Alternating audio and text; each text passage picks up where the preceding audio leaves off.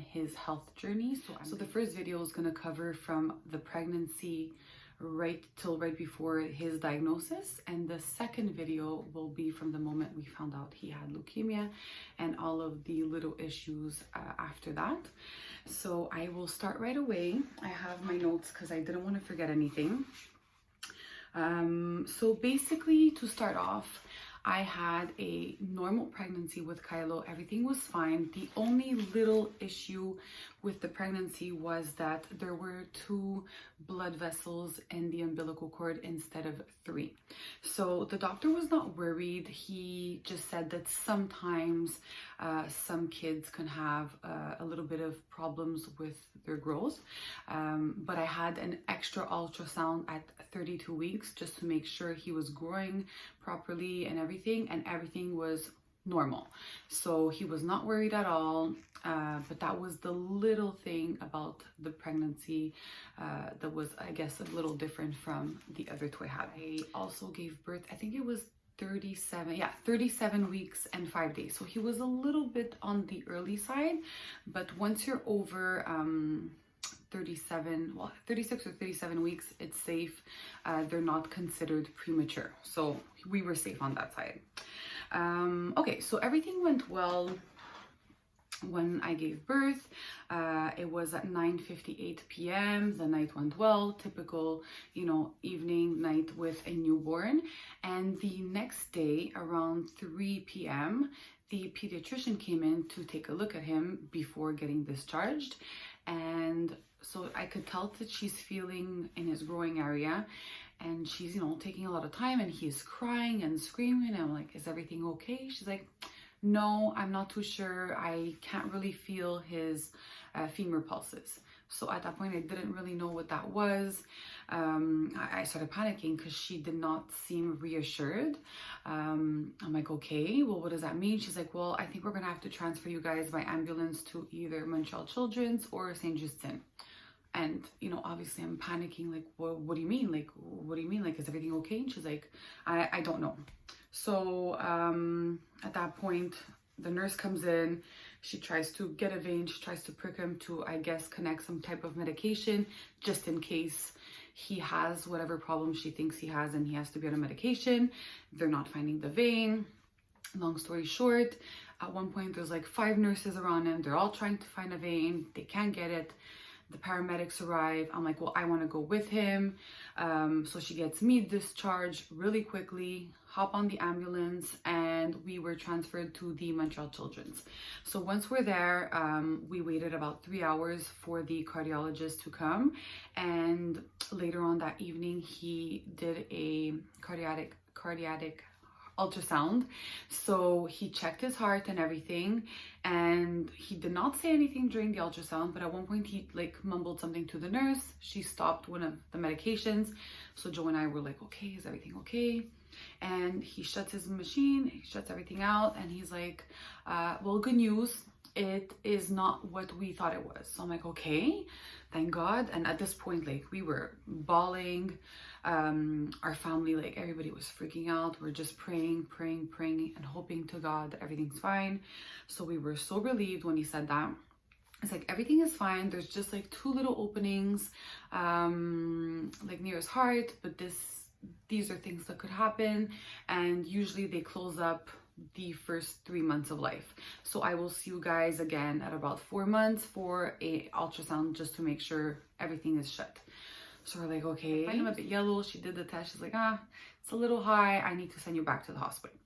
So they send us back to the hospital, and they do the test, and he was a little under the limit. So she's like, well, he's a little under the limit.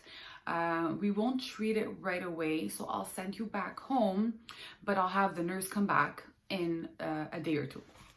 So the nurse came back, and again, it was the same nurse. She's like, I still find him a bit yellow. She does the test. It went up. So I'm like, oh, great. So they send us back to the shim. We get there, and now he's a little over the limit. So she's like, you know what? We're just going to treat him. We're going to do I think they call it the phototherapy. It's a light therapy where he's basically under a special light it depends how high his level is, but in his case they wanted him under the light for 12 hours. So I stayed overnight with him and it went very, very well. I was afraid that he would cry and all that. Like, I was able to hold him, to nurse him and all that, so that was good. And just, whenever he was sleeping, he was just under the light. So that went well. After the 12 hours, we went home and the jaundice was gone. We kept him near the window as much as possible just to help, and that was fine. So with all that, you know, babies when they're born, they lose some of their weight, and that is completely normal, but then they slowly gain it back. In Kylo's case, his weight gain was very slow. So I was breastfeeding him, but because of the jaundice, because of the slow weight gain, I was feeling very insecure. So I was breastfeeding, pumping, so he was, you know, nursing and getting some of my milk from the bottle. And then at that point, he was still not gaining so much weight. So when I went to the CLSC, it made me worried because with everything that had gone on in the beginning, I was like, I don't want him to have like another problem. So she's like, okay, we'll try to breastfeed as much as possible. And I was breastfeeding on demand, but it didn't seem to be enough. So we incorporated a little bit of formula to help with the weight gain. And it didn't do that much. So, you know, he kept on gaining a bit of weight, but he was on the lower curbs. So it wasn't, you know, as much as we would have hoped for, but at least he was following his curve, even if it was on the lower percentage. So that was pretty much like the first few weeks. Then at 2.5 months, he was like going, and like I could tell he's uncomfortable, and I found him a bit warm, so I took his temperature and he had fever. So I went to the emergency with him and I was so scared.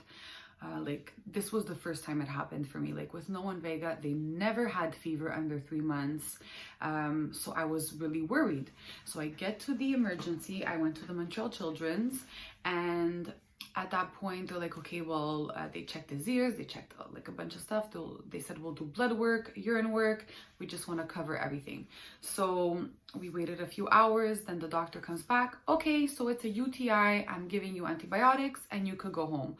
I was like, okay, is that normal? Like, she's like, well, yeah, it could happen with kids, you know, with the diaper and all this. I'm like, okay, so go back home. He started the antibiotics and the fever went down, everything was fine.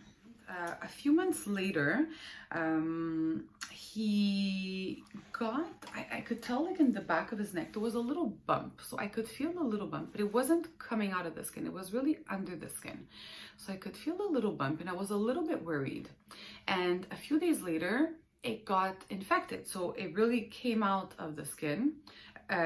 And it looked like pus and everything. It really looked infected.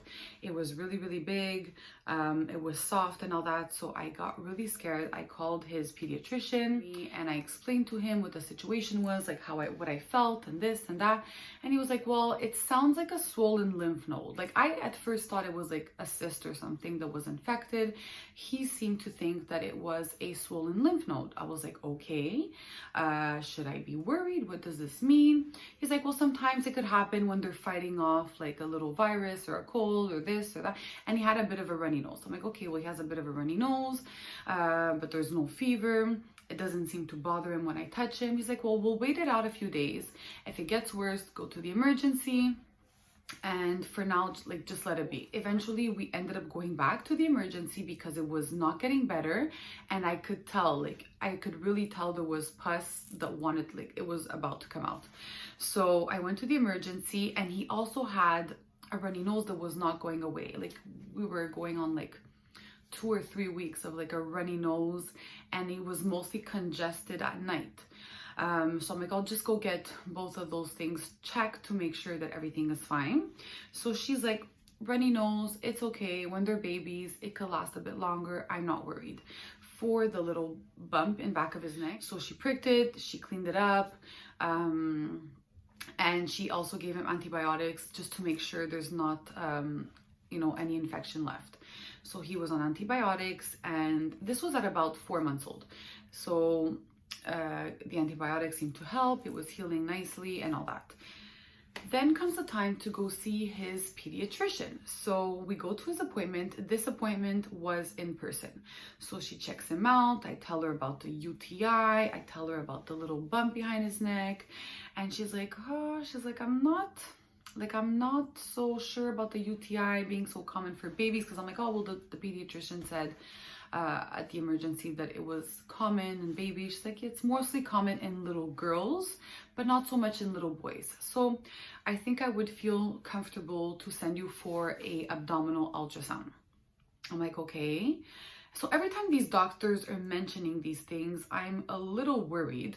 And so she's like, okay, I'm just gonna do an abdominal ultrasound and make sure that everything is fine. So he had the abdominal ultrasound at 5 months old, and it was actually June 1st. And then he develops a fever. So before his appointment for the ultrasound, he develops a fever, and he's doing the same sounds as when he had the first UTI. I'm like, okay, maybe it's a UTI again. So I go to the emergency again. He checks his ears because he was pulling on his ears a bit. Ears were fine. Check his urine. Okay, it's another UTI. I'm like, oh God. I'm like, thank God we actually have this ultrasound because it's a second one and he's only 5 months old. So they send us home with antibiotics. So we start the antibiotics, and he had said in about 2 days it's gonna go down. 2 days pass, nothing goes down. He still seems uncomfortable. And then I went back to the emergency after, I think it was like 3 days. I'm like, look, the fever's not going down. He still seems uncomfortable. She checks him again. She's like, you know what? Just wait it out a bit, because I had told her he had an ultrasound in a few days. So she's like, we'll wait it out a bit. I'm not going to change antibiotics, and we'll leave it at that. And when you come for the ultrasound in a few days, if he still has fever, we'll just take another look at him and we'll see. So that's when I went to the appointment for the ultrasound. That was on June 1st. And we went for the ultrasound. And everything, well, at first she's looking at everything, and she's like, okay, well, I see a little abscess in his right kidney. And in a way, I'm kind of relieved, because I'm like, okay, well, that's probably what's causing the UTIs. Like, it makes sense now. So she's like, okay, but this is kind of serious. I'm gonna have to send you back down to the emergency, and they're gonna probably admit you guys for a few days to get him on antibiotics to really get a hold on this abscess in his kidney. So I'm scared, I'm worried, but in a way I'm like, okay, this explains the UTIs. So thank God we did this ultrasound. So that's when they transfer us back to the emergency. And so at this point, the same doctor that I had seen the time before, the one that didn't want to change antibiotics or anything, it was her again. So she knew what the situation was, and she's like, okay, we're gonna still like do blood work and all that. And a few hours later, she comes to see me, and I could tell like her face, like something's wrong. And she's like, okay, she was like really, really nice about it. She's like, look, so we found something in his blood, and the hematologist, no, she didn't say oncologist. She just said the hematologist will come and see you in a bit and explain what's going on. And as soon as she said hematologist, in my mind, it went leukemia. So that was pretty much, you know, his health story from birth up to the diagnosis. So in the next video, I will be explaining what happened from the moment we found out it was leukemia. So thank you guys for watching, and I hope you stick around. If you know anybody at all, any parent that is going through a situation like this, that has a sick child, please share these videos with them. I really want to be able to help parents that are going through situations like this, because it is not easy. And yeah, so next video will be from the moment we found out Kylo had leukemia.